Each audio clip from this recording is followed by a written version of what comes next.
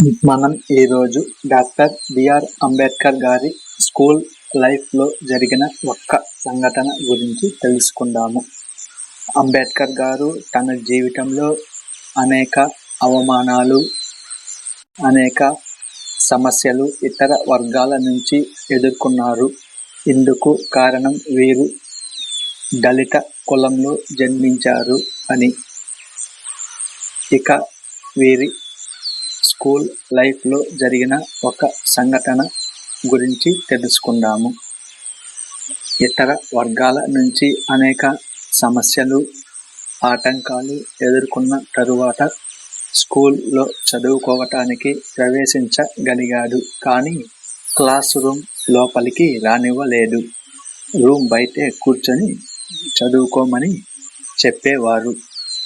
ఈ విషయమై అంబేద్కర్ గారు చాలా బాధపడేవారు. తనతో చదివే మిగిలిన వారు మాత్రం రూమ్ లోపల, తాను మాత్రం రూమ్ బయట కూర్చొని చదువుకుంటే తనకు ఎలా చదువు వస్తుంది, తాను బాగా చదవలేను కదా అని బాధపడేవారు.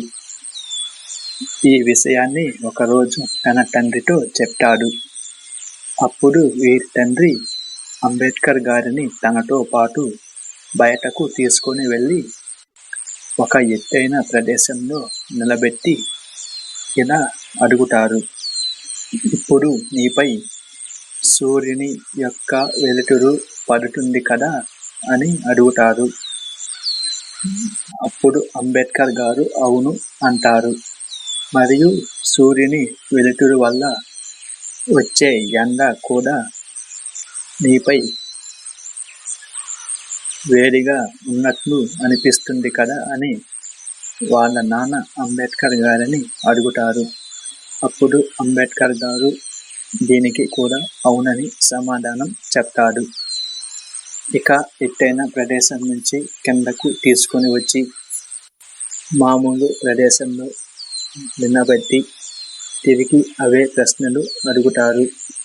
అప్పుడు వీటికి కూడా అంబేద్కర్ గారు అవును అని సమాధానం చెప్తారు.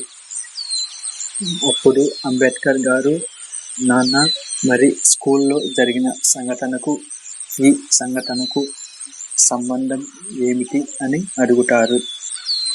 అప్పుడు వాళ్ళ నాన్న ఖచ్చితంగా సంబంధం ఉంది. భూమి మీద ఎత్తైన ప్రదేశంలో ఉన్నప్పుడు, కింద ఉన్నప్పుడు సూర్యుని వెలుతురు మనపై ప్రసరించింది. మరియు ఆ వెలుతురు వల్ల వచ్చే ఎండ వలన మనకి వేడిగా అనిపించింది. ఇలాగే స్కూల్లో కూడా మీ టీచర్ను సూర్యుడితో పోల్చినప్పుడు వారు చెప్పే చదువు అనేది రూమ్ లోపల ఉన్నవారికి, రూమ్ బయట ఉన్న మీకు ఇద్దరికి ఒకేలాగా వినిపిస్తుంది.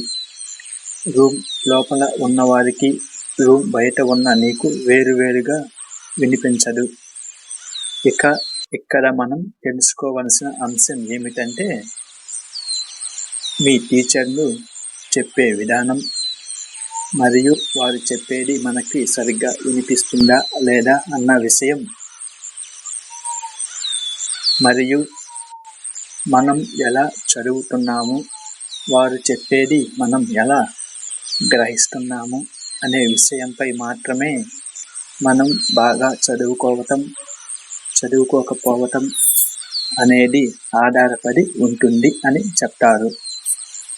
ఇక మనం బయట కూర్చున్నామా లేక లోపల కూర్చున్నామా, లేదా లోపలే ఫస్ట్ బెంచ్లో కూర్చున్నామా లేదా చివరి బెంచ్లో కూర్చున్నామా అనేది సమస్య కాదు.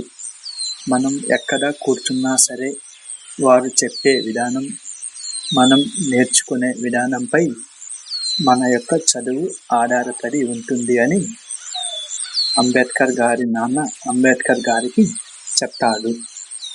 ఇక వాళ్ళ నాన్న ఇలా చెప్పిన తరువాత అంబేద్కర్ గారు ఈ విషయమై ఇంకా బాధపడకుండా ప్రతిరోజు ఉత్సాహంగా స్కూల్కి వెళ్ళి చదువుకునేవారు. ఇది నేను అంబేద్కర్ గారి జీవితంలో జరిగిన ఒక్క సంఘటన గురించి మాత్రమే చెప్తున్నాను. వీరి జీవితంలో అనేక సంఘటనలు ఉన్నవి.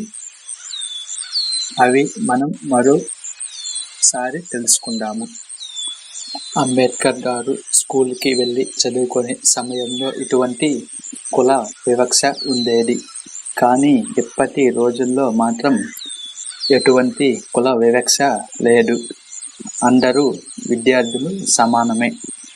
ఉపాధ్యాయులు ఒకవేళ స్కూల్లో ఎవరినైనా క్లాస్ రూమ్ బయట కూర్చోబెట్టడం లేదా వెనుక నిలబడమని చెప్పటం వంటివి కుల వివక్ష వల్ల చేయరు. ఇవి వారు కేవలం మనం ఏవైనా స్కూల్లో చిన్న చిన్న తప్పులు చేసినప్పుడు మనకి చిన్న చిన్న పనిష్మెంట్ కింద మాత్రమే ఇటువంటివి చేస్తారు.